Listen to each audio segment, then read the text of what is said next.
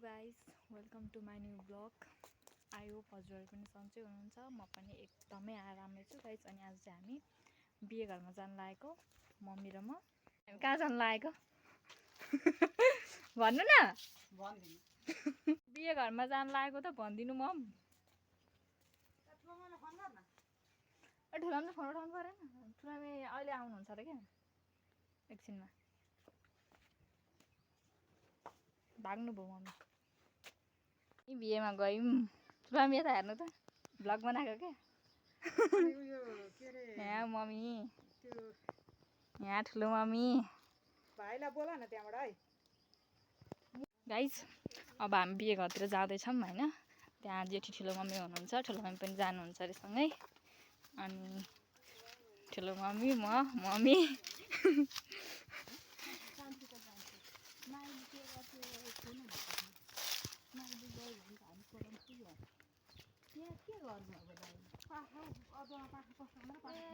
अस्ति मलाई त सुँगुर पाल्न गरेको भन्दै हुनु।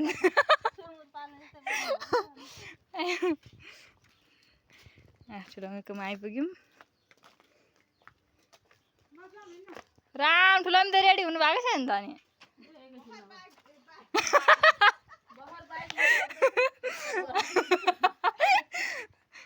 बाइकमा चढ्दैछु भन्नु न। यहाँ ठुलो मम्मी भर्खर बाख्रालाई खोलिदिँदै हुनुहुन्छ।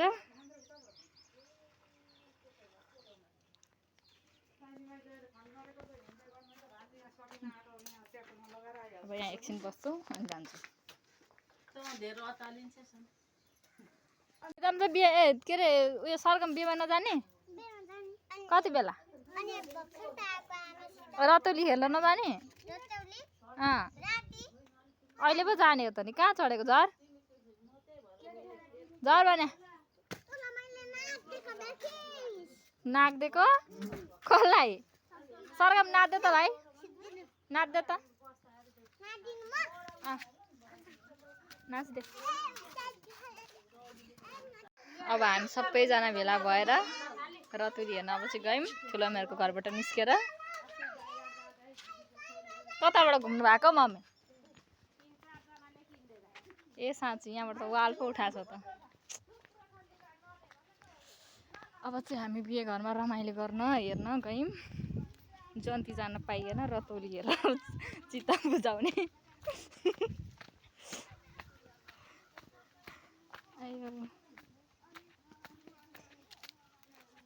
त्यो पुरा मेरो लाइन बनेर हिँड्ने खान त हो।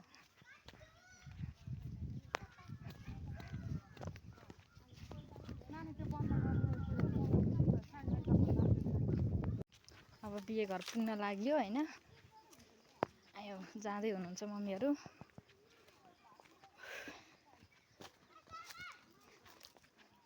त्यही घरदेखि यहाँ हिँडेर आउनु पनि थाक्यो हौ।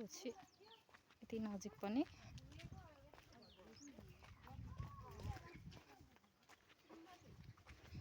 हेर्नुहोस् हाम्रो गाउँ।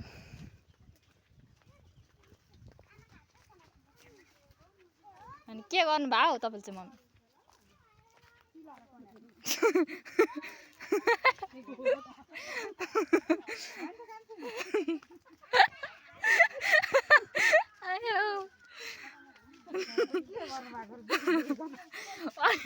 म भ्लग बनाइरहेको छु थाहा हुँदा हुँदै पनि। अनि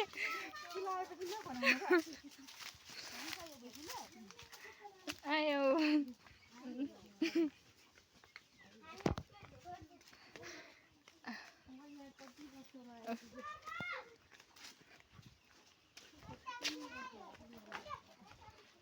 के भन्नुहुन्छ? कति वर्ष भन्नुहुन्छ कि क्या? राम राम राम। डाँडा होइन, गइरहेको चाहिँ झन् नझरेको थुप्रो वर्ष भयो भन्नुभयो होला। बिहे घर आइपुग्यो।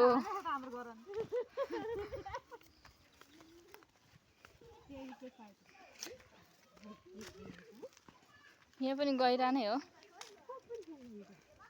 सबै जन्ती गयो होला नि त। को हुन्छ नि त? बाइक मात्र छ। अब तपाईँ सुरु हुनु न। ड्रेस चाहियो भने मेरो घरमा छ, म ल्याइदिन्छु। ड्याडीको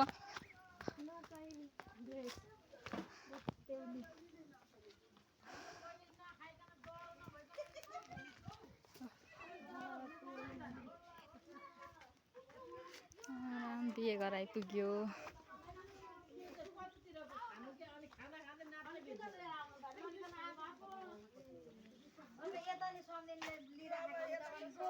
बिहे घर आइपुग्यो गाइस। जग्गे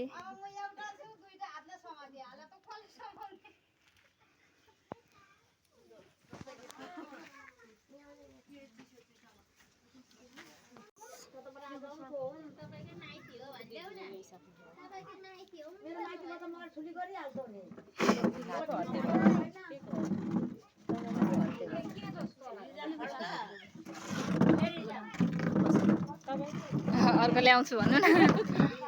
आयो बस्यौँ।